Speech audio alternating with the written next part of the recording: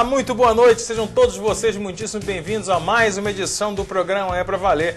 É o pessoal que na PUC TV está deixando o Morgandini fazer o É Pra Valer com seus convidados, mais uma edição. Estamos vencendo pouco a pouco, vamos rompendo e convencendo todo mundo de que esse programa vale a pena e não é tão ruim quanto falam.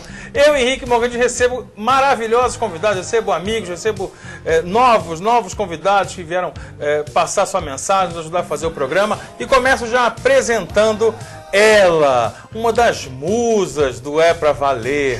Ela é a Aline Jajá. A Aline já faz tanta coisa que cada vez eu coloco alguma coisa. Agora está num projeto interessante, vamos conversar um pouco sobre isso, que pode interessar muito bem a você.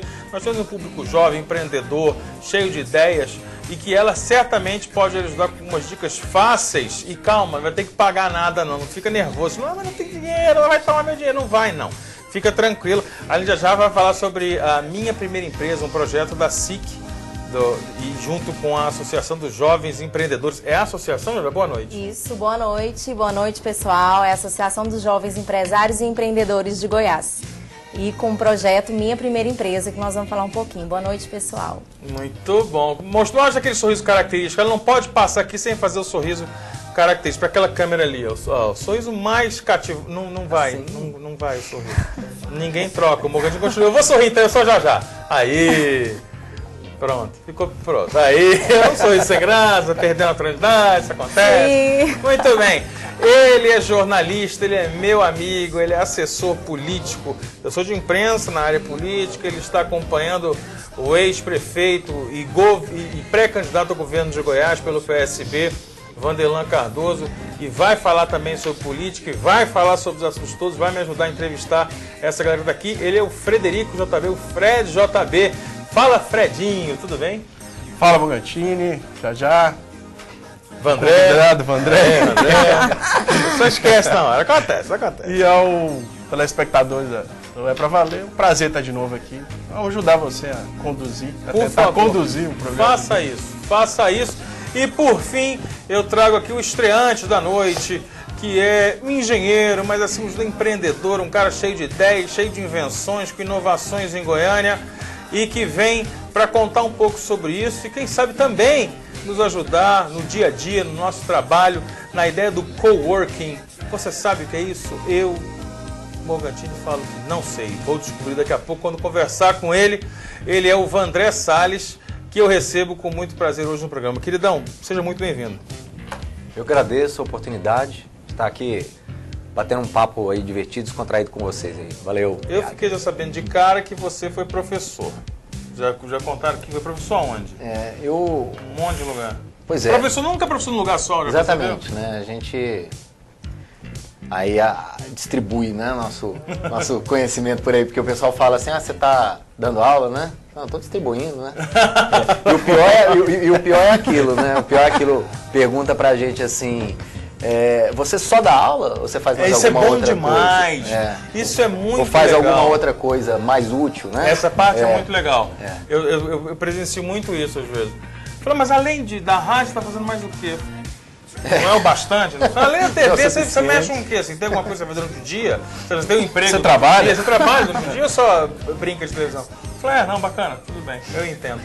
Mas é isso mesmo, vamos começar. Ou seja, o que você produz esse ano, você consome esse ano, se acabar, acabou. Igual o dinheiro seu do mês, né, Fredinho? Igual o dinheiro, acabou, não tem paciência. A partir de amanhã, a Terra entra em cheque especial. Amanhã a Terra entraria em cheque especial em relação aos seus recursos naturais. Essa é a estimativa feita pela Global Footprint Network, uma ONG que faz há 10 anos pesquisas no setor a relação entre meio ambiente, produções naturais e o consumo, principalmente no setor industrial no mundo. Ela lançou o que ela chama de Dia da Sobrecarga. Mais um dado interessante sobre o tal Dia da Sobrecarga. A cada ano, 2 a 3 dias vão sendo comidos. Por exemplo, ano passado foi no dia 22 de agosto que acabaram os recursos do mundo. Agora acabou neste dia 20. Essa é a explicação, inclusive, do Juan Carlos Morales, diretor regional para a América Latina. Eu trago a primeira discussão para vocês, meus amigos. Vocês consideram isso uma coisa grave, muitíssimo grave, é alarmante, ou isso interessa aos ambientalistas que estão fazendo aquele terrorismo com as pessoas achando que tudo está acabando? Vandré, você está estreando aqui, vou começar por você. Qual é o seu sentimento em relação ao tal dia da sobrecarga? Eu já Inclusive, brinquei lá no site, né, no site do... Tem o Footprint, né? Eu tenho, e tem outros prints que o pessoal chama, que é o impacto que você gera por simplesmente viver. E eu já por fiz, existir, né? Exatamente, né? E eu fiz uma vez um game ali que você vai respondendo as perguntas, né? Quantas vezes por semana você come carne vermelha, quantas vezes por semana você come peixe, e depois mostra a nossa pegada, né? Print de pegada de food. E eu fiquei chateado, ou seja, a gente... Você pesou? Você pesou pro mundo? Eu pesei, ou seja, mostra o seguinte, se todas as pessoas se comportassem como você, o mundo viveria tantos séculos a menos, né? Então às vezes a gente tenta tem aquela atitude de falar a respeito de sustentabilidade, mas o nosso meio de vida, pelo simples fato de você viver num mundo capitalista, da forma como que funciona, você pode viver com um recurso pessoal quase zero, mas o seu impacto é muito grave. A ideia que eu acho que acontece nisso, André, é mais ou menos o seguinte: o discurso sobre a sustentabilidade, sobre as pequenas ações que você pode ter que vão impactar na sua rua, depois no seu bairro, na sua cidade, por aí, sucessivamente, é muito bom quando eu penso isso e você faz. Mas eu ter que fazer fica muito complicado. Você fala assim, olha, faz aí, já faz também. Né? Fred, você é um cara pesado para a humanidade, vou te dar mais um dado interessante. Se o consumo de carne for um dos fatores, com certeza. Você é altamente carnívoro. Um dado interessante é que, segundo ainda a Footprint, a Terra precisaria de 1,5 vezes a produção natural dela, no ano de 2013, por exemplo, para suprir o que já foi consumido. Nós precisamos de 1,5 terra. Você é da teoria fatalista ou você cai na ideia do Footprint, tem que preservar mesmo? Bem, eu vou deixar vocês fazerem um juízo de valor. Mas hoje, com o mundo ainda, a China ainda no processo ainda de colocar milhões de pessoas, né? Tem quase 2 bilhões, eu tenho 2 bilhões de habitantes, uma população economicamente ativa, ou seja, que vai produzir a mesma quantidade de consumo que hoje o americano, porque hoje produz, lá se vende o estilo de vida americano, que é de alto consumo. Você imagina o chinês, 1 bilhão de chineses chegar a esse ponto. A mesma coisa com a Índia, que também tem 1 bilhão de pessoas. Então, nesse aspecto, é preciso avaliar o que esse sistema hoje permite ou que vai produzir para o mundo. Né? Se você pensar que 1 bilhão de chineses vai poder andar de carro, é grave. A mesma coisa acontece isso, né? Na Índia já acontece isso, e lá a situação é grave, na China também, mas lá é mais grave ainda, porque a infraestrutura da Índia é precaríssima, em termos de saneamento básico, de trânsito. Então, é preocupante esse dado. Já você tem um estilo zen, né? Eu tenho certeza que você está preocupada com o verde, com as matas, com o fim de tudo. Estou, claro, todos temos que estar, não sou só eu. É uma coisa comunitária, o meu futuro, o futuro de todo mundo que eu conheço, da minha futura geração, né? Claro que a gente tem que importar, o consumo é muito alto, a gente tem que primeiro nos melhorar internamente pela prática do consumo, é a primeira parte, além de fazer algumas mudanças, que é beleza, vou reaproveitar o plástico, nossa, vamos cuidar, ótimo, são ótimas iniciativas, mas e os seus hábitos? A gente tem que olhar os hábitos que nós estamos tendo também, né? Um quiz para vocês aqui, para pôr vocês em frio, antes de eu colocar minha opinião, que é altamente polêmica, eu vou apanhar de vocês. Primeiro, em que posição está, quem é o primeiro colocado desse ranking, na opinião de vocês? E o Brasil? O Brasil está bem ou mal? O Brasil é devedor ou credor da produção? O Brasil está mal. O Brasil está mal. Já, o Brasil está mal ou bem? Na sua leitura em relação ao que nós estamos falando, sobre consumo, de produção natural e consumo disso. Eu acho que está mal. Mal. Não, a gente está em cima do muro. A gente consome muito, mas devido a uns presentes, né, divinos que a gente teve aí. Você tá colando meu negócio? Não, mas é porque... Você tá colando. Já viu o André olhando três vezes. Daniel Santana, fica de olho aqui nesse rapaz, ele tá colando meu negócio. Não, a gente tem crédito por causa da floresta amazônica. Mas eu não falo. Não, crédito natural, né? Mas só que ao mesmo tempo a gente tem, por exemplo... Olha aqui, só uma coisa, só respondendo aqui, antes de você entrar com isso, o Vandré está certo. O Brasil, por incrível que pareça, por pouca coisa ele é credor, ele não é devedor. justamente pelo acúmulo de recursos naturais que ele já tem ao longo da sua existência, que é justamente a floresta amazônica. E só uma coisa que vocês não responderam.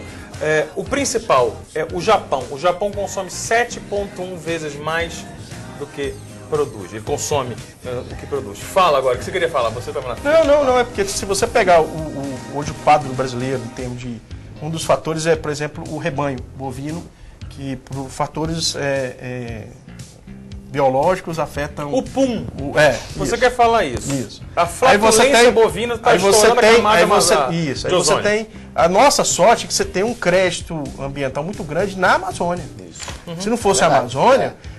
mesmo assim, se você pega Goiás com as queimadas, se você pegar São Paulo com a concentração urbana e aí o excesso de o que uma megalópole produz, em termos de malefícios, o problema da Mata Atlântica está quase acabando, então isso tudo, mas a nossa sorte é o tamanho da Amazônia. Se você fosse comparar com os Estados Unidos tirando a Amazônia, a gente estaria tão mal quanto. Vou completar o ranking para vocês aqui. Japão, depois vem o Catar com 5,7, ou seja, precisaria de 5,7 mais do que produz. A Suíça, porque é pequenininho, razões bem parecidas.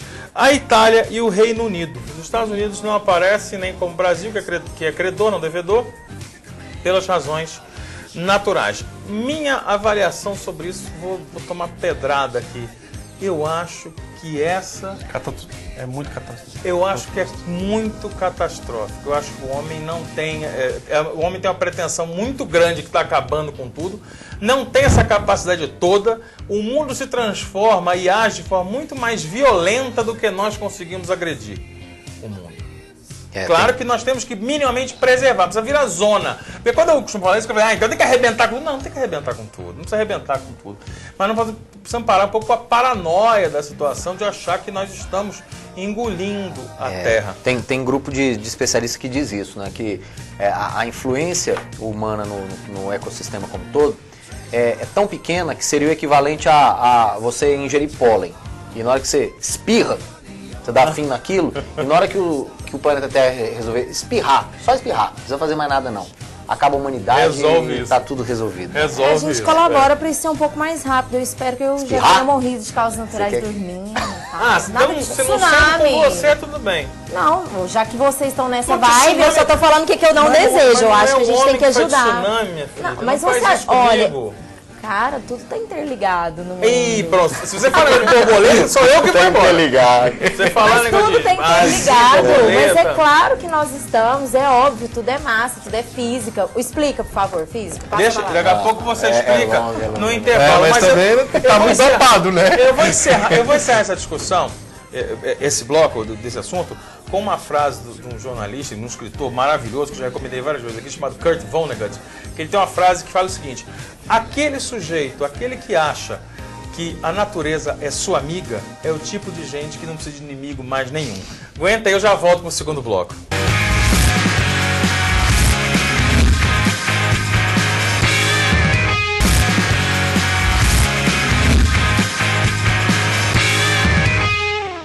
Estamos de volta para a segunda parte do programa Pra Valer, aqui pela PUC TV, nosso compromisso às 10 da noite, você já sabe disso, por isso está ligado e feliz da vida. Nós também temos a nossa página no YouTube, temos o nosso Facebook, mas lá você coloca Pra Valer no YouTube, você assiste todos os programas desde o primeiro. Eu não sei por que você faria isso, mas de alguma forma, se você tiver esse tipo de sensação e vontade, esse chamado sobrenatural, faça e assista.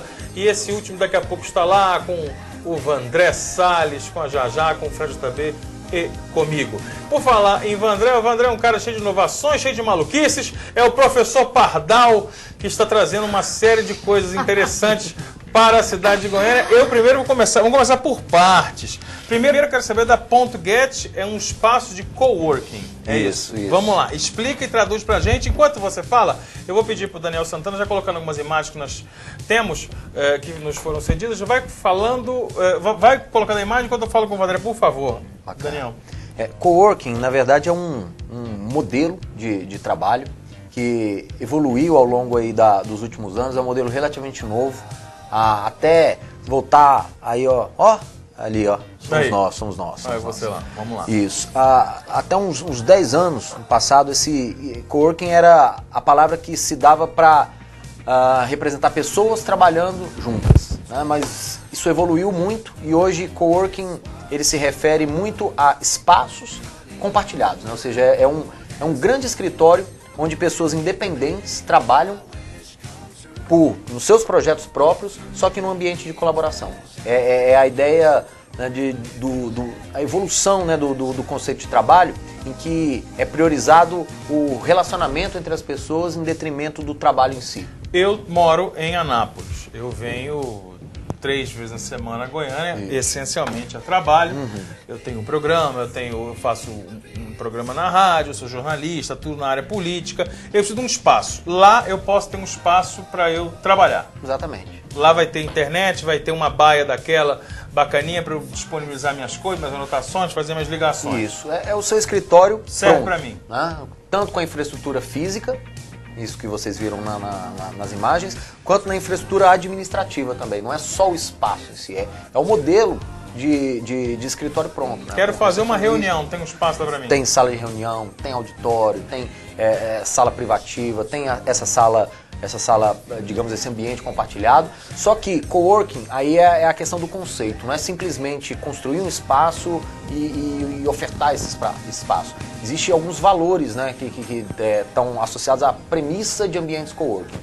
A colaboração é algo fundamental, ou seja, não basta ter um espaço, você tem que ter pessoas, né, que estejam dispostas a utilizar o espaço de forma colaborativa. Quer dizer, chega lá, encontra você, encontra o Fred, troca uma ideia, isso, né? Pinta um negócio junto. Porque justamente é a informalidade que se traduz em produtividade constante. Ou seja, você vai trabalhar, você sabe o que você precisa fazer, você tem todo o seu projeto na mente, mas quando você chega lá é tudo diferente. Né? Ou seja, você, nossa, hoje eu tenho que enviar esse e-mail, tenho que terminar esse projeto, só que você sai dali com outro projeto, você sai ali firmando parceria com outra pessoa, sim, que você talvez nunca tivesse conhecido, né, se não fosse nesse ambiente compartilhado. Nós temos uma audiência, uma abrangência interessante na PUC TV, que não é só em Goiânia. Eu tenho certeza que muita gente em Goiânia se interessa e tem esse perfil, não é só para quem é de fora. Mas nós temos uma abrangência nas cidades circunvizinhas aqui. Né? Então, quem está nesse exemplo que eu citei, por exemplo, pode se enquadrar lá. Como é que o sujeito chega? Eu vou te perguntar onde é que funciona, você vai me dar um endereço agora para passar para o pessoal. E como é que funciona em relação ao custo? Eu quero lá usar meia hora, usar uma hora, usar um dia, usar uma semana. Como é que é fracionado esse negócio? O modelo de coworking, como a ideia é viabilizar, né, negócios, é fazer com que as pessoas tenham oportunidades profissionais que dificilmente teriam em condições normais, a gente tenta sempre oferecer condições, principalmente que não obriguem, né, o profissional a manter planos longos, fidelização, por exemplo, contratar alguma coisa que não se fala em ambiente coworking. Não estou falando só no meu escritório, não. É um conceito, né? É um dos conceitos. Então a ideia, eu acho que uma metáfora muito interessante, fica fácil para a gente compreender, é a ideia de uma academia de ginástica. Você paga uma mensalidade e essa mensalidade vai estar associada ao pacote de serviços que você quer. Né? Então você quer fazer lá um ABS, você quer fazer um spinning, você quer fazer musculação, tem um preço. Eu quero tirar tal pacote, esses valores vão se alterando. Né? Para os ambientes de coworking isso funciona de uma forma muito parecida. E aí, outra metáfora, a ideia como o conceito é viabilizar o negócio das pessoas, normalmente a maioria dos planos de ambientes de coworking são planos de horas. Você compra créditos, né, de horas a serem utilizados ao longo daquele mês. Então tá ali, enquanto você tá lá dentro, o taxímetro tá rodando, né? Saiu, parou. Parou. O local. Nós ficamos no setor Bela Vista, ali num prédio que fica entre a T64 e a S4, prédio de esquina, primeiro andar inteiro, são 400 metros quadrados, né, com uma variedade interessante aí de opções, de ambientes, mas o mais interessante da questão do espaço, até voltando no conceito em si, uma pesquisa tem mostrado aí que 83% dos atuais coworkers do mundo todo, eles, antes de irem para os escritórios de coworking, eles eram home offices, né? Ou seja, eles trabalhavam em casa. E casa, claro, tem, né, as desvantagens óbvias de se trabalhar em casa, não vou nem enumerar todas aqui, mas tem um lado bom, né? Você ter sua geladeirinha ali, você ter seu videogame, ter sua televisão com os seus canais que você gosta, né? Um cantinho para descansar, uma cozinha, um chuveiro, né? Então são características que fazem com que muitos profissionais que trabalham em casa jamais optem por qualquer outro modelo, né, por esse conforto. Sim. E os ambientes de coworking, eles entendem que a ideia é realmente oferecer qualidade de vida no trabalho. Então, tipicamente, o nosso escritório também não foge dessa regra. Nosso escritório não só oferece toda a infraestrutura de escritório mesmo, né, tipo que a gente espera encontrar em um, mas também o cantinho da casa. Tem chuveiro, tem cozinha, tem cafeteirinha para você sentar com um visitante, tem um videogame, tem Xbox, tem Wii. Então, o cara tá lá no meio, tem cerveja. Fica relaxando. Tem cerveja, de vez em quando aparece um cachorrinho correndo lá, tá? A Zara, nossa coworker. Né? A gente tem uma coworker, de vez em quando ela tá ali visitando, ou seja, é realmente um ambiente que a gente não quer quebrar regra, a gente não quer chocar ninguém, não é isso, mas a gente quer dar liberdade às pessoas trabalharem, né, com felicidade. Uma outra coisa que eu queria falar com você, quando eu falei que é professor Pardal, fica inventando coisa, e vocês aqui riram, mas além dessa história do coworking, ele também inventou um app, que é um aplicativo para celular, que é o Tips. Isso. Tips Mobile. É o Tips. O que é essa maluquice? É pra boteco o negócio? É pra gorjeta? É pra boteco. O Tips, né, na verdade, Tips pode ser entendido tanto quanto gorjeta, em inglês, quanto dica, né, uma dica. Então a gente transformou essa ideia em inglês porque realmente a aplicação foi desenvolvida para funcionar no mundo todo, espero, né, que em pouco tempo a gente esteja aí nos 4 cantos, mas a ideia do Tips é resolver aquele problema grande que a gente tem na mesa do bar, né, na hora de fechar a conta. Eu quero pagar pelo que eu consumi, eu não quero pagar pela cerveja do camarada que enche a cara ali. Eu tenho muito problema com o Fred em relação a isso. Exatamente. Sempre o Fred e o Daniel sempre vai embora Santana. Mais cedo. Eu sempre saio beneficiado. O Fred e o Daniel Santana, eu falo que eu vou no banheiro e sumo. E eu descobri, né, porque esse é um problema recorrente, não é um problema só meu, mas eu descobri quão complexo é resolver uma conta de boteco. A gente acha que é simples, né? Porque todo mundo fala, resolver conta de boteco é fácil. Você pega o quem bebeu, quem não bebeu, soma as bebidas, divide pelo número de quem bebeu, né? Pega o que foi consumido igualitariamente e divide pelo número de pessoas. E ainda multiplica lá 10%, tá resolvido. E a gente acha que isso é simples, né? Mas o problema é o seguinte, e o que aconteceria? Aí foram os meus pensamentos. E se eu tô sentado ali na mesa com 3 amigos, aí já tô dividindo a 3ª rodada, por exemplo. Aí chega um 4º amigo. Entra no meio da 4ª rodada. Não pode não é? Ele já tá pegando. Aí esse cara vai no banheiro. Quando ele volta, já teve uma outra rodada, um sujeito estava no começo, já foi embora, a coisa vai ficando complicada. Um dia eu peguei o guardanapo e resolvi, vou fazer essas contas. E eu sou físico, engenheiro de computação. Consegui resolver, eu descobri que eu não consigo fazer essas contas. Normalmente que eu tô bêbado, né? Você é físico, engenheiro e perdão, a Carol tá aqui, sua esposa, aliás, agradecer a presença dela aqui, e ela vai dizer se é ou não, é balançar a cabeça ali. E você é um panduro de carteirinha, né? Porque você resolveu, falar, peraí, não vou pagar nada pra ninguém, né, Fred? Não vou pagar nada pra ninguém. Carol, acertei, cara? Olha lá. Pronto, ó. Meneou positivamente. Mas é. E aí, me conta. Aí, pra baixar o negócio, né? conta aqui, pra baixar o negócio, pra galera saber. Tem pra Windows, Google, Android? Tem pra Android e tem pra iPhone, né? Então a gente ainda tá desenvolvendo pra Windows Phone, falta só pra um Windows Phone aí pra essa plataforma. Chama Tips, T-I-P-P-Z.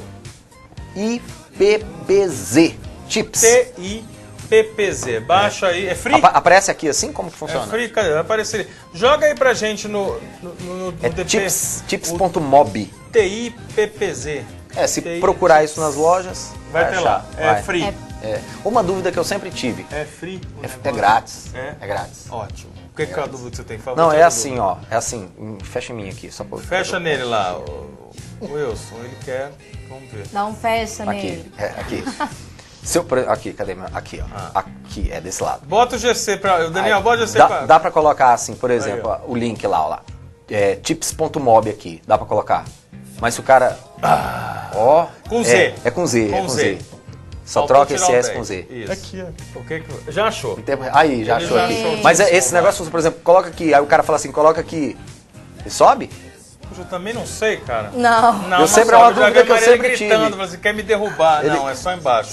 Eu sempre tive essa dúvida. Você queria colocar uma tarja aqui? É, em não cima sei, pra você? porque você assim, pode se sempre abaixar usar. também. É porque eles sempre colocam assim É aqui, sempre né? embaixo. É, e aí eu Mas você concorda comigo, não faria muito sentido colocar na testa desse jeito, né? A não ser que falasse baixinho assim, olá, sou o Morgantini, esse aqui é o programa, isso aqui, né? Isso. Muito bem. Obrigado, bons toques. Agora baixa lá o Tips Mobile e quem tem um espaço de coworking, vou lá fazer uma visita pra você, hein? Não, vai ser um Eu prazer. vou lá jogar videogame, só não sei se eu vou trabalhar, eu vou meio parado.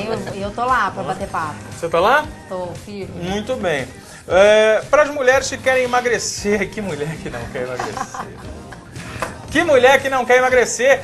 E uma delas tomou um exemplo radical, a gente vai contar uma história aqui que é bizarra, de certa forma engraçada, mas resume bem o que é a sociedade hoje em termos da pressão e do fazer tudo e qualquer coisa por situações milagrosas, em busca do corpo perfeito, em busca de uma aceitação. Isso porque uma mulher no estado de Iowa, nos Estados Unidos, foi ao seu médico e relatou uma história completamente escabrosa. Ela havia comprado pela internet uma tênia. Exatamente, uma tênia solitária, um parasita e ingerido com o objetivo de emagrecer. Ela leu as instruções na internet, adquiriu o parasita com o objetivo de emagrecer. De acordo com o jornal local, o médico ficou tão assustado com a história que recorreu ao Departamento de Saúde Pública para saber que tipo de atitude que ele tomaria. Segundo a diretora desse departamento, a Patrícia Meu Kinslick, cérebro. ela tomou as frentes do caso e aplicou imediatamente um medicamento que matasse a solitária. Segundo a Patrícia, ingerir solitários é altamente arriscado e pode produzir uma vasta lista de efeitos colaterais. Essa é simplesmente a radicalização de todo e qualquer tipo de dieta escabrosa, bizarra e o mais interessante, de situações em que a gente foge do óbvio. Né? Ou seja, como é que emagrece? Preto emagrece. Morgantina junto é preto, é elegante. Preto, mas não, o que emagrece é alface, o que emagrece é fechar a boca. Mas ele não quer pensar isso, ele quer pensar, não, tem um negócio ali que em 7 dias você perde 400 quilos. Não é isso, Fredinho? Tapiar, né? Tapiar a si mesmo. Você imagina a mulher fazer um negócio desse? Já. Você já fez dieta maluca, já? Já. Não comeu tênis, Não, isso aí Neverson. É. Só pra eu tenho que falar. Oh, meu Deus. Mas que dieta, qual foi a dieta mais maluca que você já fez? A da melancia. Nossa, eu fiquei 2 dias comendo só melancia. Horrível. Não aguentei. Fiquei muitos anos, muito tempo sem comer A da melancia jaca depois. você nunca tentou, não? Não curto jaca. É a única coisa de alimentos que eu não como é jaca. O resto, todos os alimentos eu como. A da melancia logrou sucesso? 2 dias? O que logra sucesso na vida sem continuidade? Nada. Pois é, mas como é que é a Não, da melancia? mas Conta Você pra fica mim. duas sempre só melancia. come melancia, você Melancia não come todo nada. dia. É o dia inteiro. E aí, acontece o quê? Aí depois, no segundo dia, no final do dia, você come um bolo inteiro, lasanha. Toma assim que raiva, funciona. né? Que maravilha. Mas, Vandré, esse negócio acontece e cada vez mais a gente percebe isso acontecer, né? A galera tenta essas ideias amalucadas. Eu fiz uma vez uma dieta do limão, mas era pra baixar o colesterol. Baixou absurdamente meu colesterol. E eu emagreci também uns 4 quilos. A dieta do limão? Do limão. Amanhã, Consiste o que, dia do limão? Comer limão? saco de limão Não, na é frente. aquele limão laranjinha, qual que é? China? China. É uma... Assim, você acorda de manhã cedo, esmaga um limão inteiro. Daquele China, porque é fácil de esmagar, né? Sim. Toma um gole, espera Aí meia depois hora, você opera qualquer do coisa. estômago. No outro dia, 2 limões. Mas No você outro dia, pode tomar 3. café. Não, você toma o limão jejum. puro, sem água, sem E outra jejum, coisa, e Fred. 30 minutos Você sem frita, nada. você tá 30 minutos cozinhando. sem nada. E Sem você vira, como é que chama aquele prato? Só ele. Que você cozinha a coisa com limão. Você vixe. É, exatamente. Você vixe Aí você seu começa assim, ó, estômago. 1, 2, 3, 4, até vir 14 espremido. 14. Aí depois 14 você vai... dias, assim. Aí depois aí decrescente, é 14, 13, E aí? 12, Um 11, mês, até assim? E um acontece? mês. Ixi. Aí eu emagreci, né? A vida azeda, Não, então. eu fui hein? eu Ele emagreci. falou bicho, 30 tão dias, sincero, Não, cara. eu emagreci, aí depois eu fui analisar por que eu emagreci, assim, será que o limão emagrece? Não, é porque ele queima a sua boca inteira, seu sistema, que você não sente mais gosto de nada. Você não Aí você sente come gosto, Isso não fica Perdeu o prazer. sem apetite, perde a graça da alimentação. Negócio completamente. Isso é um suicídio, lento. Mas baixou Não, meu mas- colesterol. baixou. Ao Você tá vivo, pelo ao menos. contrário do que você imaginou em relação ao consumo dos limões, você não pode misturar com tequila. Tá? pois Essa é a dica principal. Vamos pro intervalo, já volto pro terceiro bloco do É Pra Valer. Aguenta aí.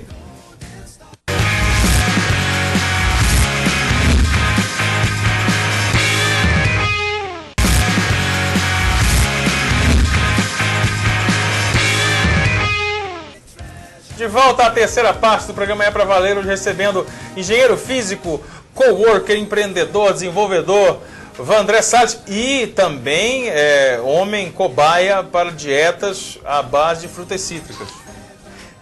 Especializado em limão China. Mas não repito. O Vandré Salles está aqui e não recomenda, ele recomenda tudo que ele falou, menos a dieta do limão. Também recebo a Aline já e recebo o jornalista Fred. O Fred tá quietinho hoje, me ajuda a conversar, Fred, a conversar com as pessoas, tá muito acabrunhado. Tímido. O que foi? O Vanderlan está consumindo o seu vigor. O Vanderlan tá rodando muito por aí? Tá, hoje fizemos Aparecida, fizemos 7, 8 visitas. Vamos fazer amanhã também essa agenda lá. E sexta-feira, Porangatu. Sexta e sábado, Porangatu. Já tá na conversa de pré-candidatura, de conversar com as pessoas assim, ou ainda está naquela de reconhecer, de reconhecer, né? Nesse retorno dele ao PSB. Como é que está sendo isso? Agora, nesse momento, não é nem contato diretamente com o povo, né? São mais com lideranças mesmo. Hoje fui visitar o prefeito de Aparecida, Magno Vilela, aos vereadores de Aparecida, a uma liderança religiosa importante em Aparecida, que foi para Aparecida, que é o Padre Luiz Augusto. Aí depois também teve uma visita, umas reuniões com alguns pastores. E agora à noite, antes de vir para cá, teve uma reunião com as lideranças do PSB. Essa tem sido a agenda do Vanderlan, como foi em Anápolis também, sempre com contato com lideranças. E com a imprensa, né? Sempre entrevista com aos veículos de comunicação. Essa tem sido a agenda agora do pré-candidato. Além disso, agora começa em sexta-feira, em sábado em Porangatu, os encontros regionais do PSB. Aí sim já começa o contato mais com o público, porque o encontro visa conversar com o povo e pegar sugestões para o futuro plano de governo do partido. Maravilha. Nessa visita, essa é uma dúvida que eu tenho que fazer essa pergunta. Na visita que ele fez a Aparecida, ele foi até o Freud de Mello e aquelas suas esculturas do cemitério para não foi não. Para gente que teve deve essa acordar, agenda, não. Morre e volta, não? Não, teve essa agenda, foi mais realista. Não teve nada alucinante. Não teve nada assim. Vocês conhecem, sabe o que eu estou falando ou não sabe? Quem é o Freude de Mello. Ex-prefeito de Aparecida. Freude de Mello. Uma figura, né? Existe uma doença que todos vocês conhecem, que é a catalepsia. Catalepsia, o jeito pode parecer que morreu e não morreu muita gente. Tem vários relatos sobre isso. Principalmente antigamente, mas ainda hoje tem isoladas situações que acontece isso. E o Freude de Mello, muito preocupado com isso, um cara também inovador, um cara empreendedor. Ele inventou uns castelinhos, ele criou um sistema em que o sujeito pode ser enterrado de forma mais tranquila, sem ficar preso, e caso ele acorde, ele tem uma série de situações para ele poder chamar alguém. Ele tem passo a passo. Uma das coisas que ele tem é um sino que fica celular. lá fora. Que isso. Então o cara daqui de baixo, eu papo lá em cima, toca, falou, Morgantini acordou, não morreu. O pior é... Tem frutinha, TV. Wi-Fi. Sai mais caro morrer do que ficar vivo aqui agora? Eu, em algumas situações, quando a última vez que eu entrevistei o Freude de Mello pelo Diário da Manhã, no começo dos anos 2000, eu comecei a cogitar seriamente a hipótese de morar morto do que onde eu estava vivo naquela época. Era muito mais aconchegante aquelas situações do Freude. Mas... Isso na época que você era jornalista, né? Isso na época que eu era jornalista, exatamente. que eu militava na sua profissão. Esses dias, dog days are over. Esses dias de cão foram vencidos por mim. Ela é empreendedora, ela ajuda pessoas a empreender, ela ajuda pessoas a fazer o networking, ela ajuda pessoas com interesses mútuos a se encontrarem, ela ajudou o Vandré a vir aqui me encontrar e fazer essa conversa que estamos fazendo hoje. E agora ela está com mais uma novidade para você que está estudando, que tem uma ideia boa, que você já tem um campo de atuação tímido ainda na sua área profissional, está querendo empreender, você está recém-formado, eu queria montar um negócio para mim, estou com a ideia aqui, mas não sei como é que eu faço. A Aline já está coordenando o programa Primeira Empresa, promovido pela Secretaria de Indústria e Comércio, em parceria com a Associação dos Jovens Empresários e Empreendedores de Goiás. Qualquer um, a Aline já pode abrir sua primeira empresa? Qualquer um acima de 18 anos, com segundo grau completo, já pode abrir sua empresa. É só se cadastrar no site www.minhaprimeiraempresa.org, que nós estamos oferecendo um programa de capacitação que é gratuito para o empreendedor, que vai ensinar em 6 etapas a pessoa a abrir a primeira empresa. O que acontece? Hoje em dia as pessoas às vezes elas têm uma boa ideia e querem empreender, mas elas não têm um tato, um conhecimento administrativo. Não, eu quero ter uma boa ideia. Eu tenho uma boa ideia. Eu sei que eu conheço de docinho. Eu sei fazer docinho. Meu docinho é bom demais. Todo mundo gosta do meu docinho. Mas eu não sei vender, não sei quanto que eu ponho de preço, como é que eu só faço porque o pessoal gosta. Eu gosto de fazer. Quer dizer, lá eu aprendo a botar o preço do meu docinho, a ter uma produção Quantos docinhos industrial. você precisa vender para poder ter o retorno, para pagar o seu docinho, para você ter um lucro, para você reinvestir. É um programa que vai desde a capacitação, com cursos, com professores altamente capacitados, até consultorias também de acesso a crédito, para você entender qual que é o crédito melhor para sua empresa, consultoria também para abertura da primeira empresa, qual que é o melhor sistema para você abrir, microempreendedor individual, simples, como é que é, tem essa parte de consultoria. O mais legal é que tem os clubes da primeira empresa, que durante um ano, o seu primeiro ano de empresa, que é onde a taxa de mortalidade é maior nas empresas, que é no primeiro ano, você vai ter encontros periódicos com networking, palestras, a gente vai rever o que está acontecendo na sua empresa, vamos discutir para te acompanhar nesse primeiro ano de vida. É como aquele filme do Woody Allen, inclusive eu recomendo já tudo que você queria saber sobre sexo, mas tinha medo de perguntar. Nesse caso, tudo que você queria saber sobre uma empresa, mas morria de medo de perguntar. Como é que faz? Onde é que eu arrumo dinheiro? Onde é que tem o Banco do Povo?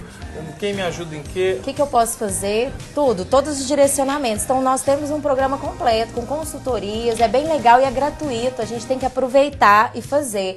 Nós vamos ter turmas em todo o estado, Goiânia, Anápolis, Trindade, Aparecida. É só conferir no site a lista de cidades, se inscrever. Minhaprimeiraempresa.org. Dúvidas? contato@minhaprimeiraempresa.org.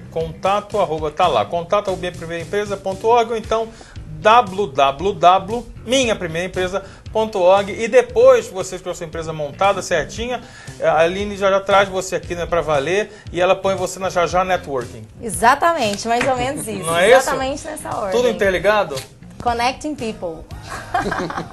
Deixa a Nokia saber que você fala isso. Vou comprar a Nokia. Eu só queria deixar claro que a história dos docinhos não foi hipotética. Viu? Não foi um exemplo hipotético. Eu faço docinhos mesmo, são muito bons. Você precisa provar. Eu quero contar pra vocês de uma história nada doce e muito azeda do jornalista Davi Miranda, que é o companheiro do também jornalista inglês Glenn Waltz, que foi detido por 8 horas e 57 minutos no aeroporto de Londres por conta da lei antiterrorismo. Ele foi detido para averiguação. Ele estava carregando documentos que ele tinha ido até a Inglaterra para pegar, envolvendo o caso do vazamento de informações do Edward Snowden, e também estava trazendo um videogame, estava trazendo roupinha, estava trazendo coisinhas, e tudo foi apreendido. Abriram a mala e pegaram o videogame do sujeito.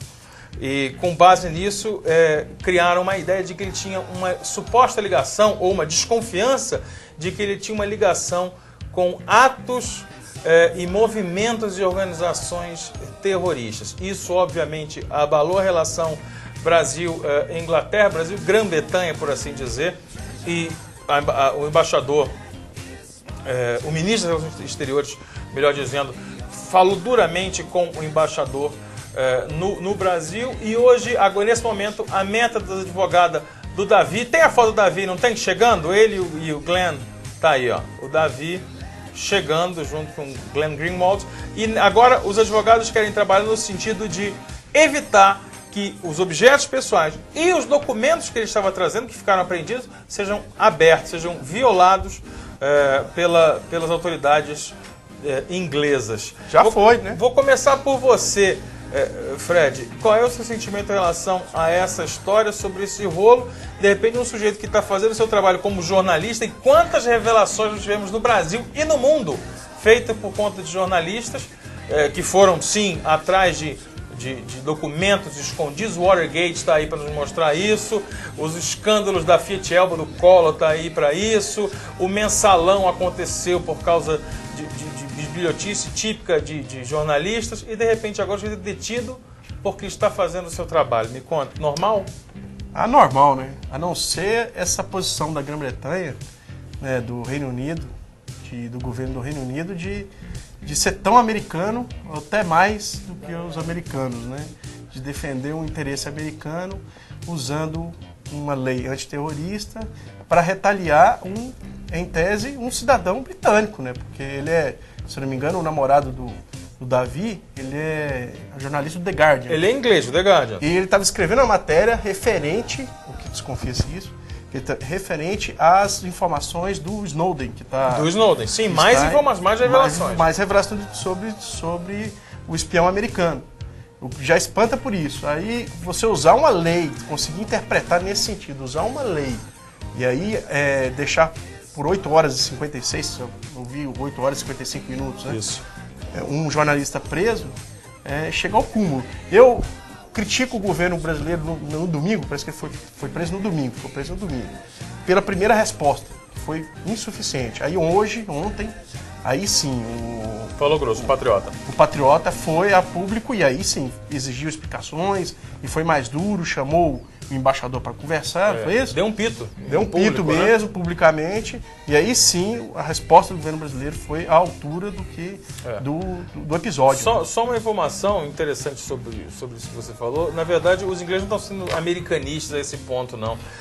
Uma das revelações importantes que o Snowden fez depois do primeiro vazamento de informações de que havia todo aquele esquema montado pela NSA, é de que os ingleses haviam espionado membros do parlamento e também da comunidade europeia e também do encontro dos países, das autoridades europeias, ocorrido na Inglaterra acho que há cerca de 2 anos, se não me engano.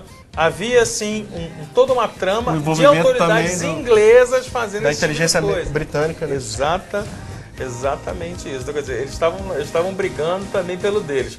O que chama, claro, a atenção é prenderem um jornalista. É como aquela clássica história do sujeito, Vandré, que pega a mulher com o outro no sofá.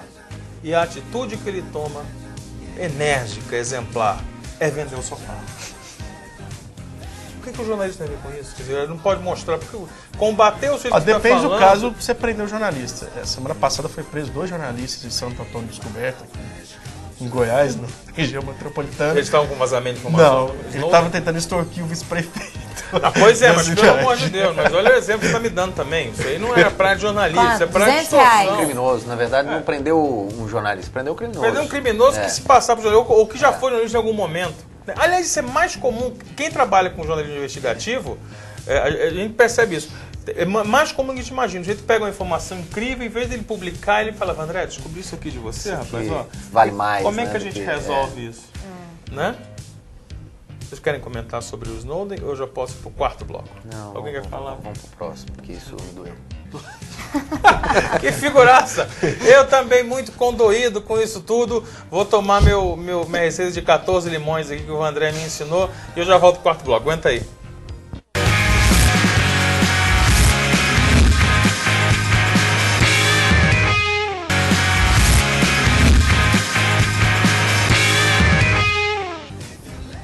De volta para o 4º e último bloco do programa É Pra Valer, o nosso compromisso todas as terças-feiras às 10 da noite, e eu tenho um assunto incrível para vocês.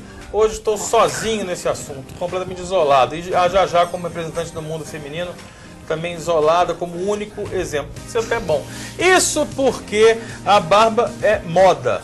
Todo mundo já sabe, todo mundo que frequenta redes sociais sabe que fala, e agora barba era um sinônimo de uma cara meio suja, um cara desleixado. Nunca achei. Agora virou febre. Olha a o que é, Jajá? Gosta de uma barbinha. Acho negócio bom, bonito, charmoso. E nas redes sociais o público feminino tem falado muito de barba. Tem tem feito uma exaltação à barba. O que chama a atenção é que vem do Reino Unido um procedimento que acontecia de forma isolada, está se tornando cada vez, tendo um público cada vez mais crescente, que é o implante de barba. Tem gente que nasce com barba. Uma barba bonita, vasta, cheia, tal cor de outra. E tem gente que nasce com a barba toda torta. Sua barba é boa? Ou sua barba É isso aqui, o máximo disso aqui. Isso aqui é ótimo quando você se refere. É isso aqui. Muito bem. Tem pra hoje. Eu que tenho pra hoje. Caso você queira dar um tchan na sua barba, tem no Reino Unido uma operação, não tem em outros lugares do mundo, mas lá vem crescendo o implante de barba. Segundo o Daily Mail, o cirurgião Bessan Fadjo realizou em 96 o primeiro implante de pelos faciais no mundo. Em 2012 foram realizados 4.500 implantes de barba, um acréscimo de 13% em relação ao ano anterior. Aí eu tenho um ranking aqui, mostra essa imagem que eu tenho um ranking aqui de o jeito chega lá, porque a mulher, eu quero pôr silicone na boca, eu quero ficar com a boca da Angelina Jolie, eu quero ficar com a boca da Sandra Bullock, eu quero ter os seios da fulana de tal, eu quero ter o bumbum, não sei. O homem também chega lá, tá vendo? Ashton Kutcher, o ex-jogador David Beckham e o McGregor. Os 3 implantaram? Não, eles estão no ranking, ó. Tá. O David Beckham, o George Clooney, o Brad Pitt, o Tom Selleck, que já ficou famosaço por causa do bigode nos anos 80, o Ian McGregor, que tá aí, o Ashton Kutcher e o o Galifianakis, que é aquele que faz o Se Beber Não Case, aquele gordinho caricato, todos eles com suas barbas vieram exemplos para os homens. Ele chega lá e fala, eu quero a barba do Morgantini, eu quero a barba do fulano de tal, eu quero a barba... Sabe, o cara faz isso. Eu pergunto para você recorreria a esse tipo de incremento cirúrgico para barba ou outra coisa? Ou não a minha pergunta é, quanto custa uma barba do Bin Laden? Cara, eu quero uma barba de Bin Laden. Pois é. Aí você travou a pauta porque não é só o implante na barba, tem toda uma projeção externa, o comprimento, né? Eu sei que cortar cabelo vale uma fortuna, imagina cortar barba, implantar. Mas você se interessaria, por caso fosse acessível, você se interessaria pela barba do Bin Laden ou é uma questão hipotética? Não, foi só uma curiosidade. Mas voltando à pergunta, você não me respondeu. Você faria essas intervenções? Porque agora o homem está entrando nesse meio. O homem está botando barba, como a gente está contando. Tem alguns que botam silicone no braço, no peito, para ficar mais forte, rápido e tal. Você lançaria a mão desses tecnologias ou não? Eu prefiro investir... A moda antiga. Digital, né? Digital. Entendi. Seu campo é outro. Faz no Photoshop só, na foto. Exatamente. No máximo, tá aí uma ideia, você me deu uma boa ideia, de repente a gente desenvolve um aplicativo da sua barba. Você tira uma foto do seu rosto, escolhe a barba faz de um sua fake preferência de quem? E você se vê com a barba, né? Aí eu vou tentar. Vou fazer um patenteada aqui pelo Fred JB é pra valer, não vai pegar essa ideia sozinho não. Aline, já, esse fetiche de barba agora é um negócio muito recente ou você tem muito tempo que você acha que tá rolando esse negócio? Porque eu vejo isso nas redes sociais. Mulheres agora descobriram barba. Porque o homem, deixa eu explicar uma coisa, aconteceu o seguinte, teve uma época que o homem, ele ficou muito feminino, ele ficou muito delicado, ele ficou lisinho. Ele ficou com as feições fininhas. Agora não. Não é meu tipo, nunca foi meu agora tipo voltou. esses. Agora o homem bruto, Cristiano Ronaldo. O lenhador. Isso, era Cristiano Ronaldo. Agora o homem lenhador, ele voltou a baila. Você percebe isso? Qual é a sua linha de pensamento? A minha linha de pensamento é inteligência. Então, esse é o meu primeiro ponto. É respostinha de Miss essa. Não é de Miss, não. É de Miss Já Network. Eu quero a paz mundial, sabe? Eu quero a paz mundial e um homem inteligente demais, empreendedor. É isso, eu quero a cura pro câncer. Eu olho muito o caráter das pessoas. Não, peraí, eu não falo de físico. Físico. Não, inteligência não tem eu prefiro morenos, barba. Morenos e barba. Mas tem que ter um visual mais bruto ou aquela barbinha Gosto. Uma barba Galifianakis ou uma barba do Beckham? Curto os dois.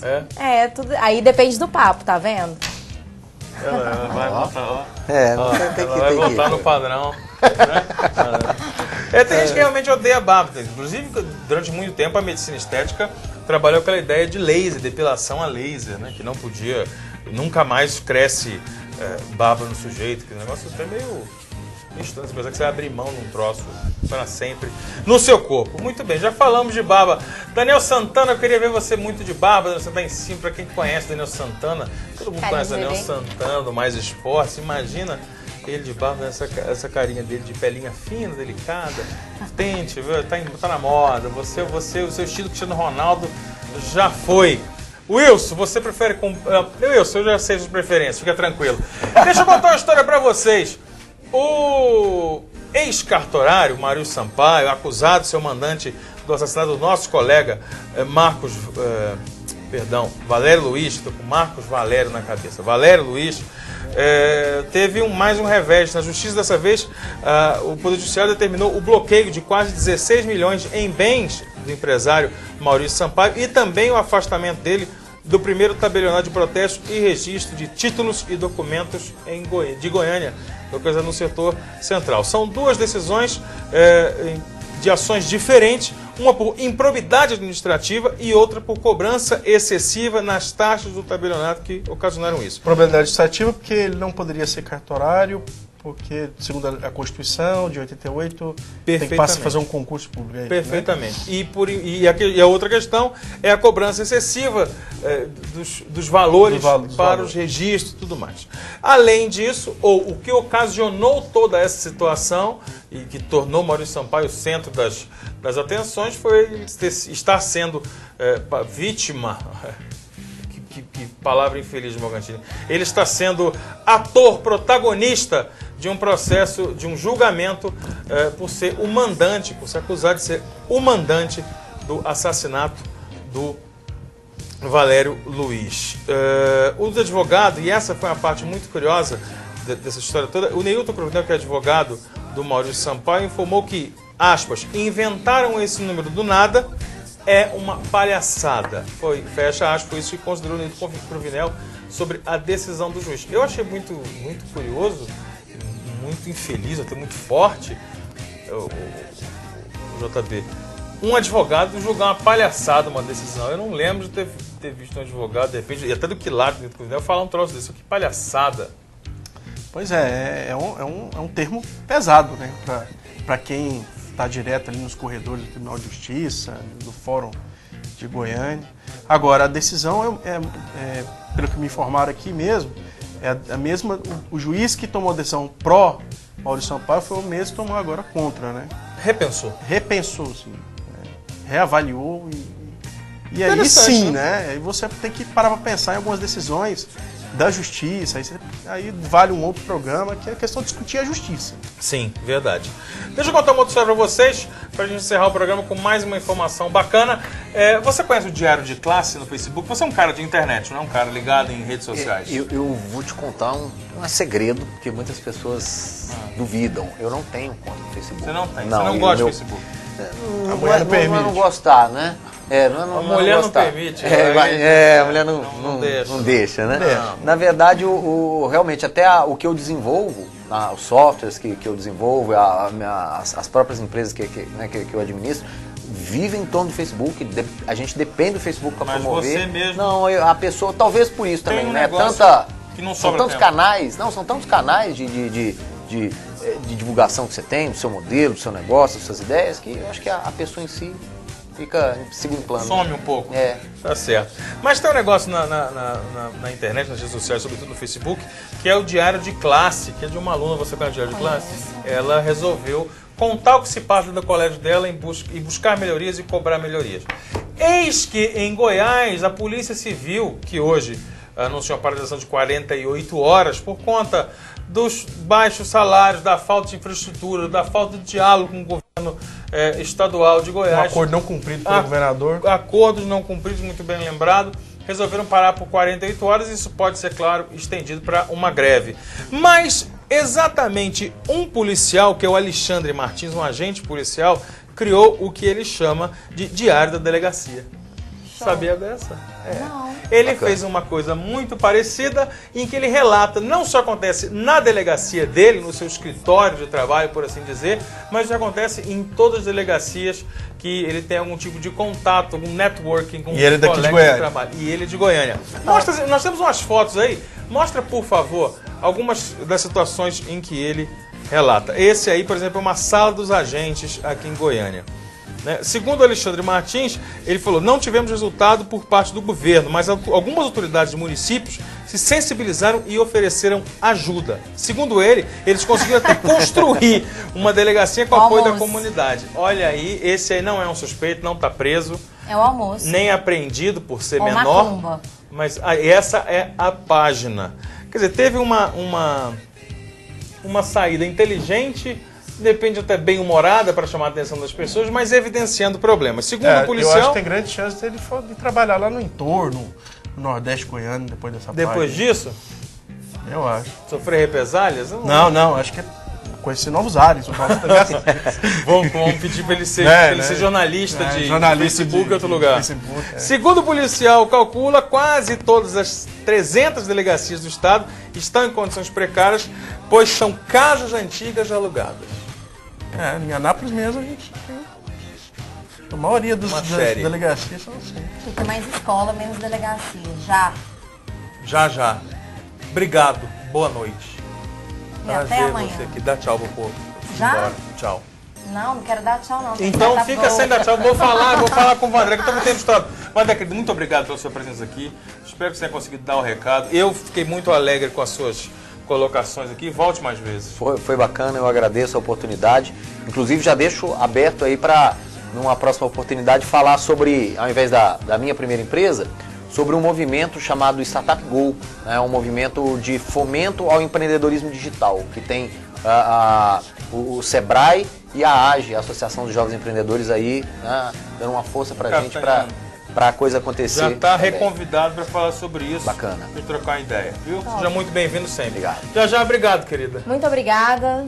Obrigada a todos vocês. Espero todo mundo no minhaprimeiraempresa.org. Quero mandar um beijo especial para a Jana, da Já Networking, que está lá com a gente, que é a nossa diretora-geral, que faz aniversário hoje. E sua fã. Mandou um beijão para você. Jana Ribeiro. Jana Ribeiro, um beijo pra você. Aquele bem falso, também sou seu fã. É bem político, né? Fred, eu de verdade sou seu fã. E porque conheço você muito, sou seu fã, sei o que você passa, sei da sua labuta, sua luta. Eu tô bem falso agora, né? Tá. Sei da sua Tchau, luta e tal. Boa noite. Boa noite, queridão.